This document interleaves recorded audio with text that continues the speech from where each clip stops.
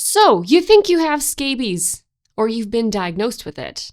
We have great treatments for scabies, but sometimes you don't quite get rid of it the first go. A common reason for this is some people miss a few steps in the treatment protocol. I'm going to go over 5 key steps today on how to make sure your scabies treatment is successful the first time. If you're not quite sure yet what scabies is and you want to learn more about it in general, make sure you check out my earlier video on this topic. So let's get into it. 5 tips on how to make sure your scabies treatment is successful the first time and you don't have to keep redoing it. Number 1, you need something called a scabicidal treatment. So this is a cream or pill that you use to kill off the mites. And the easiest to access and typically the most effective that we've been using for years is something called Permethrin. Although stick around because I have some breaking news on this later. Permethrin causes the mites basically to go into respiratory paralysis. So basically it prevents them from breathing and kills them off. A few important things to know about Permethrin though, is you have to make sure you pick up the right percentage. There's Permethrin 1%, which is meant for lice, and then there's Permethrin 5%, which is meant for scabies. You want the 5% strength. Make sure you buy enough of it. So 30 mils or grams if you're using a lotion versus a cream is enough to cover an average person from head to toe. So make sure you get enough. You need to do 2 treatments though. So you need to make sure you pick up a minimum of 60 mils or grams. So my second tip is you need to apply the scabicidal treatment properly. I'm going to go over how to use Permethrin, but there's other topical scabies treatments that have different protocols. So make sure you read the product instructions well. So you need to apply the cream or lotion from the jawline all the way down to the toes. And you need to massage it in really well to the entire body. I cannot emphasize this enough. You need to get it in there. For people with long hair, tie it up so it's not touching your skin and absorbing the medicine off your skin. You need to get it into all the crevices, like really get it in there. You need to massage it into your armpits, your belly button, between your fingers, up the butt crack, all over the place, okay? You need to trim your nails down, so get them nice and short, and then I recommend using a toothbrush that is old or that you're not going to use again to scrub the medicine underneath the nails because the scabies can hide there as well. Now, these next few steps are very important, so pay attention to this. Let it dry before you put your clothes back on. Use fresh clothes that you haven't worn in the past 3 days that have been sitting on your shelf and probably don't have scabies mites in them, okay? Leave the product on for at least 12 hours. Do not wash it off in that time period, okay? Leave it on. And then don't wash your hands after you've put it on because the scabies can live on your hands. So if you put the medicine on and then 2 hours later you go wash your hands, you're going to take the medicine off and it's not going to work. So either, if you do need to wash your hands because you go to the bathroom or something, reapply the lotion right after that. Or even better, if you put the scabies treatment on right before bed, put some disposable gloves on your hands and leave those on for 12 hours. Now, a few other things that people don't think about. If you use the toilet and you sit on the seat over and over and you may have gotten mites on that toilet seat, you need to reapply the cream on the thighs and buttocks right afterwards. Okay, so if you use the toilet a few times overnight, put some more cream on. And then if you're treating a baby or you have a baby with scabies, the Permethrin, just so you know, is approved for 2 months and up. But you need to make sure that when you're putting it on babies, you apply it all over their scalp, as well as their forehead and the sides of their ears and from the neck down. So it's a little bit different than adults. And if they're having a dirty diaper, for example, you put it on their buttocks area and you have to change their diaper and wipe them clean. During that 12-hour treatment period, you need to make sure that you wipe their bum dry again and put the cream on again before you put on a fresh diaper. Okay, that's very important because you don't want your baby to get persistent scabies. Now, my third tip is treat everybody in the house and close sexual partners. So scabies is highly contagious and people get itchy with scabies because their immune system starts to react to the mite saliva. But people can have an asymptomatic infestation if they don't react to the saliva. So they could have it and not even realize it.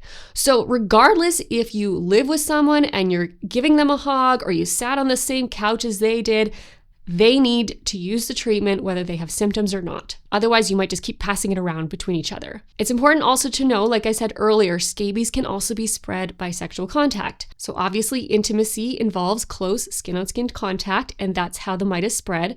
So if you have a girlfriend or you have a boyfriend and they don't live with you, they should also be doing the treatment as well. As embarrassing as it is to bring it up with them, you gotta do it. So everyone in the house needs to do the treatment on the same day, at the same time. Literally, you should all be in your bathrooms applying the lotion at the same time and finishing the rest of the protocol simultaneously. Okay, because you don't want this to fail. It's a lot of work. So my fourth tip is the next set of the treatment protocol, and that's after you put the cream on and everything, you need to clean your entire house, okay? You need to prevent reinfection from your surroundings. Like, who wants to deal with this more than once, okay? Scabies mites can live off the human host for up to 3 days. 3 days, okay? So anything you've sat on that you've touched, whether it's material or clothing or bedding, might have scabies on it. So you gotta deal with that. So once you've applied the treatment, you need to strip your bedding. You need to strip it all, your mattress covers, your sheets, your blankets, your pillowcases, everything. And you need to change your towel and your washcloth. Then you go to your linen closet, you pick out fresh clothing, fresh underwear, socks for the next day, new laundry, pillowcase, new sheets, everything. Now, what I want you to do is make a laundry pile of all your clothes, underwear, socks, gloves, scarves, all the things, bathing suits even, towels, anything that you used in the preceding 3 days, as well as anyone in the family that's used stuff. Dump it into a laundry pile. And the next day, after you've done your scabies treatment, put some gloves on, okay? And then I want you to dump all of that into the washing machine on the hottest cycle you can, on the longest cycle you can, and then dry it all on high heat. Then you're gonna get your Dyson out or whatever vacuum you have, and you're gonna vacuum the heck out of your living space, including your couches, your car seats, your computer chairs, anything that has cloth or material. You're gonna take your shoes and non-washable items that you've used in the past 3 days. If you have kids, stuffed animals, things like that they might be hugging or holding on to, and you're gonna dump them all into garbage bags, seal those up, stuff it in the garage for a week, and don't touch it for 1 week so that those mites die off, okay? And so basically these steps apply to everyone who lives in the house, and you need to do it all together. It's a team effort. My fifth tip is you need to do the treatment 2 times. So permethrin works by killing the live mites, but it does not kill the baby eggs. So these mites, this is gross. If you want to listen to this, you can, or you can just fast forward. The mites lay eggs in your skin, and those eggs will then hatch. Gross, I know, but that's just life, okay? The eggs hatch within a week, and so you need to repeat the treatment in a week to annihilate those new fresh baby mites that have hatched. And you should also repeat all those steps that you just did, cleaning everything, yada, yada, yada, again, to reduce the risk of reinfestation. Now, one other last special tip is pets can carry the mites on their fur. So the pets don't actually get infected with human scabies. They actually have their own type of scabies mite that can infest them, but there's no crossover. But they can still carry the mites on their skin, and those mites that are carried on your pets can last up to 3 days. So you need to make sure that you clean your pets really well and avoid snuggling really close or cuddling with them for 3 days. Yeah, they're not going to understand what's going on, but you just got to do it because you don't want to get the scabies again. These are all the important things that you can do. And I just have one last caveat. Like I said at the beginning, there's some breaking news about scabies treatments. So the British Journal of Dermatology just released 2 articles in 2024 talking about scabies treatments.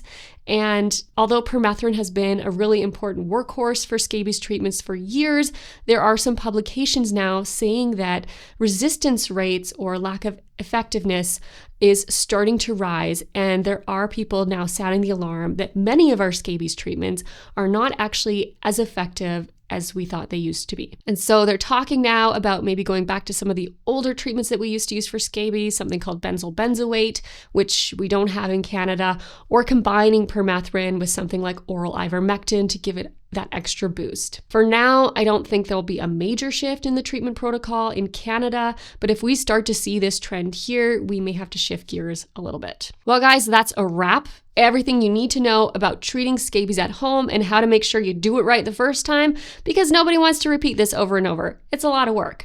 If you like this video or this type of content, make sure you subscribe so you don't miss any of my future videos, and we'll see you in the next one.